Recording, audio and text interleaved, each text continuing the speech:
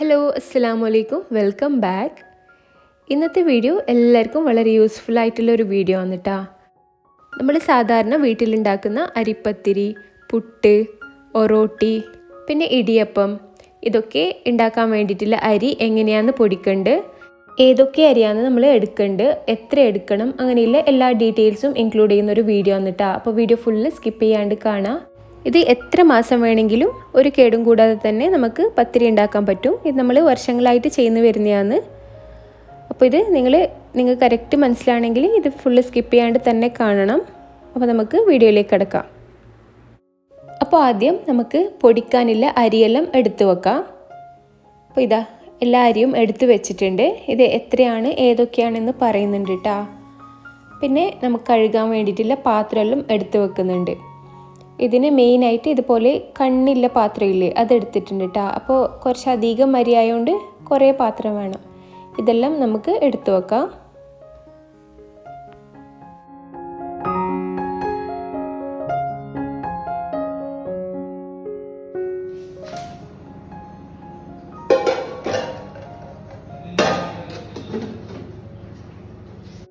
അപ്പോൾ ഞാൻ ആദ്യം നമ്മൾ അരി കഴുകിയിടുന്ന പാത്രം റെഡിയാക്കി വെച്ചിട്ടുണ്ട്. ഒരു കണ്ണ് പാത്രത്തിൻ്റെ അടിയിലായിട്ട് ഒരു നല്ല പാത്രം കൂടി വെച്ചിട്ടുണ്ട്. അതേപോലെ അരി കഴുകാനുള്ള പാത്രവും എടുത്ത് വെച്ചിട്ടുണ്ട്. ഇനി അരി കഴുകാൻ വേണ്ടിയിട്ട് ആദ്യം ഞാൻ പച്ചരിയാണ് ഇട്ട് കൊടുക്കുന്നത്.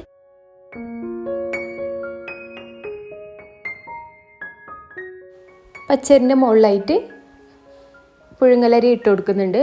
നമ്മൾ പാത്രത്തിൻ്റെ ഒരു 1/4 ഭാഗം ആകുന്നവരെ നമുക്ക് കഴുകാൻ പറ്റുന്ന ഒരു അളവ് വരെ നമുക്ക് ഇട്ട് കൊടുക്കാം. എന്നിട്ട് ഇത് നമുക്ക് നല്ല ക്ലിയറായി കിട്ടുന്നവരെ ഒരു 3-4 പ്രാവശ്യമായിട്ട് കഴുകിയെടുക്കാം. ഈ ഒരു രീതിയിൽ അരി പൊടിച്ചു വെച്ചാൽ നമുക്ക് എത്ര മാസം വേണമെങ്കിലും ഒരു കേടും കൂടാതെ തന്നെ നമുക്ക് ഉപയോഗിക്കാൻ പറ്റും. അങ്ങനെ വെള്ളം നല്ല ക്ലിയർ ആയിട്ട് വന്നിട്ടുണ്ട്. നമുക്ക് അപ്പോൾ ആദ്യത്തെ ട്രിപ്പ് ഇതുപോലെ ഇട്ട് വെക്കാം.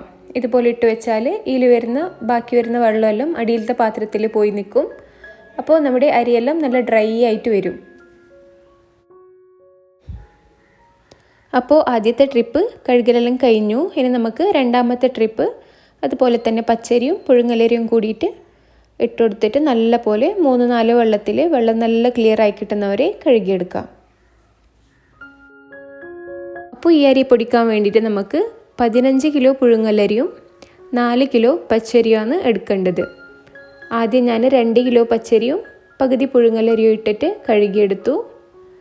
രണ്ടാമത്തെ വീണ്ടും 2 കിലോ പച്ചരിയും ബാക്കി പുഴുങ്ങലരിയും ഇട്ട് കഴുകിയെടുത്തതാണ്. അപ്പോൾ ഇതാ ഒരു ഭാഗത്തിലെ പാത്രമെല്ലാം ഫുള്ളായിട്ട് ഞാൻ അടുത്ത ഭാഗത്തിലെ പാത്രത്തിലേക്ക് ഇത് കഴുകിയെടുക്കുന്നുണ്ട്. അപ്പോൾ ഇതാ അരിയെല്ലാം കഴുകി വെച്ചിട്ടുണ്ട് കേട്ടോ. 2 പാത്രത്തിലായിട്ട് മേലേക്ക് കണ്ണിലെ പാത്രവും അടിയിലൊരു പാത്രവും ഇതുപോലെ വെച്ചാൽ ഈ അരിയിലുള്ള വെള്ളമെല്ലാം അടിയിലേക്ക് പോയിട്ട് ഡ്രൈ ആയി കിട്ടും. ഇത് നമുക്കൊരു 4 മണിക്കൂറെങ്കിലും ഇതുപോലെ വെച്ചാൽ നമ്മൾ അരിയെല്ലാം നല്ല പോലെ ഡ്രൈ ആയി കിട്ടും. അങ്ങനെ ഇതാ 4 മണിക്കൂർ കഴിഞ്ഞതിന് ശേഷം നമുക്ക് ഈ 2 പാത്രത്തിലെ അരിയും ഇതുപോലെയുള്ള വലിയൊരു ബക്കറ്റിലേക്ക് ആക്കി വെക്കാം. ഇത് നമുക്ക് കൊടുക്കാൻ വേണ്ടിയിട്ട് എടുക്കുന്നതാണ് കേട്ടോ. അപ്പോൾ ഇതാ 2 ബക്കറ്റിലായിട്ട് അരി ഇട്ട് വെച്ചിട്ടുണ്ട്. ഇനി ഇതാ നമ്മൾ കൈ കൊണ്ട് ഇതുപോലെ ആക്കി കൊടുത്താൽ വെള്ളം എന്തെങ്കിലും ഉണ്ടെങ്കിൽ മാറിക്കിട്ടും.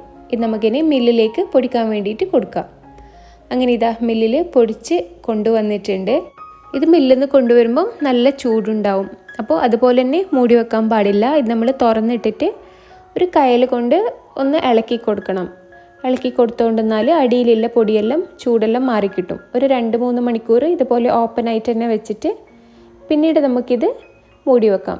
നല്ല സോഫ്റ്റ് ആയിട്ടുള്ള പത്തിരി, ഇടിയപ്പെല്ലാം ഉണ്ടാക്കാൻ വേണ്ടിയിട്ട് നല്ല അടിപൊളി ഒരു കൂട്ടാണ് കേട്ടോ. നിങ്ങൾ എന്തായാലും ട്രൈ ചെയ്ത് നോക്കണം. ഇത് നമ്മൾ വർഷങ്ങളായിട്ട് ഇതുപോലെ ചെയ്യുന്നതാണ്. നല്ല സോഫ്റ്റ് ആയിട്ട് കിട്ടുന്ന പത്തിരിയാണ്.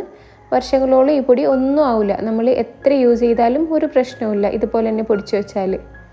അപ്പോൾ ഇതുപോലെ വേറെ വീഡിയോസും റെസിപ്പീസും ഇൻഷാ അല്ലാഹ് വീണ്ടും വരാം. അതുവരേക്കും എല്ലാവർക്കും അസ്സലാമു അലൈക്കും. ബൈ.